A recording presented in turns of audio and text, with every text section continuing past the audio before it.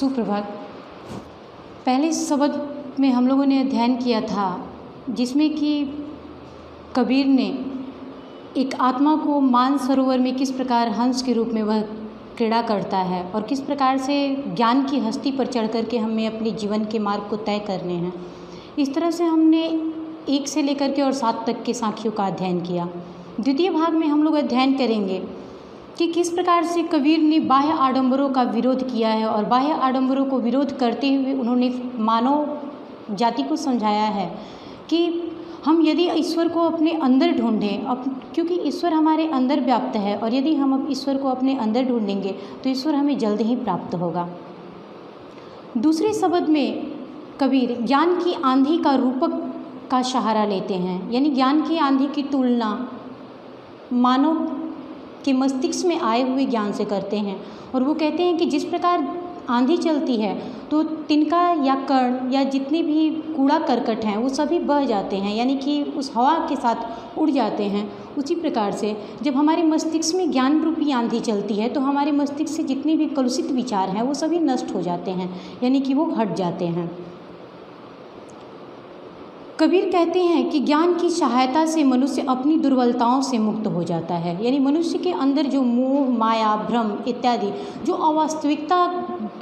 अवास्तविकता रूपी घटनाएं होती हैं, उस अवास्तविकता रूपी घटनाओं से वह मनुष्य मुक्त हो जाता है। पहला शब्द है, मुँह को कहाँ ढूंढे बंदे मैं तो तेरे पास में, यानी कि ईश्वर कह रहे हैं संपूर्ण जीव चराचर जगत से, यानी सभी जीवों से ईश्वर कह रहे हैं कि मुँह को कहाँ ढूंढे बंदे मैं तो तेरे पास में, यानी मुझे तुम कहाँ ढूंढ रहे हो, मैं तो तुम्हारे समीप ही हूँ। ना मैं देवल ना मैं मस्जिद ना काबे कैलाश में, ना ही मैं किसी दिवालय में वास करता हूँ और ना ही मैं मस्जिद में वास करता हूँ, ना ही इस्लामिक धर्म के तीर्थस्थल काबे में वास करता हूँ और ना ही हिंदू का तीर्थस्थल कैलाश में वास करता हूँ, यानी कि मैं किसी स्थान में भी वास नहीं करता हूँ, ना ही मैं किसी देवल या मस्जिद में वास करता हूँ। ना तो कौनी क्रिया कर्म में नहीं योग वैराग में, अगले शब्द में प्रभु कहते हैं कि ना तो कौनी क्रिया कर्म में नहीं योग वैराग में, अर्थात जैसे कि फूल पत्ती चढ़ाना, दीप जलाना, पूजन करना, ये सब जो हिंदू धर्म के क्रिया बताए गए हैं, इस क्रिया कर्म में भी ईश्वर नहीं बसते हैं, यानी कि जो मानव इस प्रकार की क्रिया करके और ईश्वर को प्राप्त कर लेना चाहता है तो वह गलत राह पर है, क्योंकि ईश्वर की प्राप्ति किसी क्रिया में नहीं है। नहीं योग वैराग में, और ना ही योग में है ना ही वैराग्य में है। मतलब कि कुछ लोगों का मानना है कि वह ध्यान चक्र को जब जागृत कर लेंगे तो उन्हें ईश्वर की प्राप्ति हो जाएगी, परंतु उन्हें यह नहीं पता कि योग साधना पर जब हम खड़े रहते हैं तो अहंकार के वशीभूत होते हैं, जबकि ईश्वर की प्राप्ति तो प्रेम मार्ग पर होती है। वही कह रहे हैं यहाँ पे कबीर कि नहीं योग वैराग्य में, ना ही योग मतलब कि ध्यान को केंद्रित करके हम इस संसार में यानी भ्रम के राहों पर चलने से रुक सकते हैं, परंतु ईश्वर की प्राप्ति नहीं कर सकते। आगे उन्होंने कहा है नहीं योग वैराग्य में, वैराग्य मतलब कि जिस कर्तव्य के लिए ईश्वर ने हमें इस संसार में भेजा है उस रिश्तों को वहन करने में, यानी वास्तविक कर्तव्य को निभाने में यदि हम अपना समय नहीं देते हैं और वैराग्यता को अपना लेते हैं, यानी कि जो संसार की रंगीनियाँ हैं सबको त्याग करके और हम वैराग्य के मार्ग पर चलते हैं, उससे भी हमें ईश्वर की प्राप्ति नहीं होती है।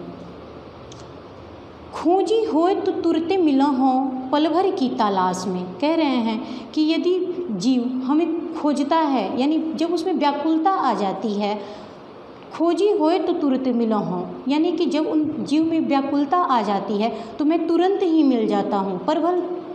पल भर की तलाश में, यानी कि क्षण मात्र के लिए भी यदि मेरे प्रति उसके हृदय में व्याकुलता की जागृति होती है तो मैं पल भर में ही उसे मिल जाता हूँ।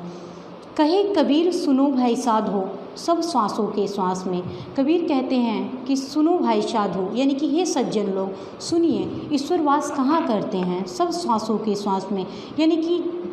इस ब्रह्मांड में जितने भी जीव हैं यदि उन जीवों की श्वास चल रही है तो वो ईश्वर की कृपा से चल रही है, अर्थात उन लोगों की जो कच्चे धागे हैं सांसों की, उन सांसों में ही ईश्वर का वास है। जिस दिन ईश्वर इस मिट्टी के ढांचे को छोड़ करके निकलेंगे उस दिन हमारा सांस छूटेगा और सांस छूटते ही हम मर जाएंगे, अर्थात जब तक हम जीवित हैं यानी कि ईश्वर का हमें वास है। यानी कि ईश्वर को ढूंढने के लिए हमें किसी काव्य कैलाश में नहीं, किसी मंदिर देवालय में नहीं, ना ही किसी क्रियाकर्म में, ना ही योग की साधना में और ना ही वैराग्यता में। हमें ईश्वर को ढूंढना है अपने आप में, क्योंकि ईश्वर का वास हमारे श्वासों में होता है। धन्यवाद।